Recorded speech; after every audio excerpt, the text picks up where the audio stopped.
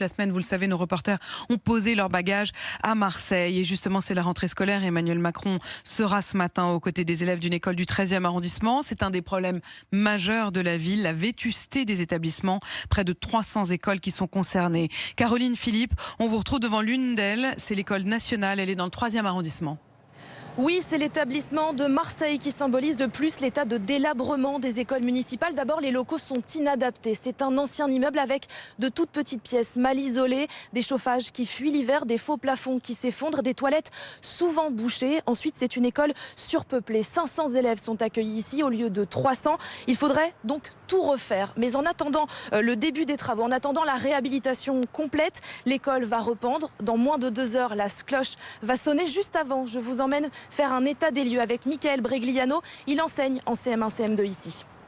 Ici, vous avez les carreaux qui sont malheureusement décollés depuis plusieurs années. Au sol, dans le couloir, le carrelage se décolle et au plafond, les infiltrations d'eau ont laissé des traces. Et là, c'est la salle de classe où nous enseignons. Et à la vétusté s'ajoute le manque de place. Chaque jour, pour faire classe, les enseignants se répartissent entre les couloirs et des salles trop petites. Ils font des classes de 25 mètres carrés, 30 mètres carrés, mais qui montent parfois à 15 élèves. On a une cour de récréation qui est sur 2 niveaux, qui n'a pas les tailles nécessaires, les tailles de préau non plus.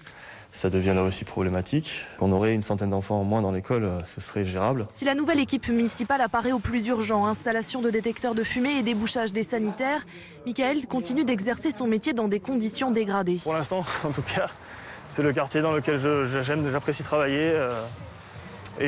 Malgré tout ça, voilà, je sais pas, c'est le sens du service public de lutter contre les inégalités. Donc, je sais pas, parce qu'on n'a pas les moyens de le faire qu'il ne faut pas le faire.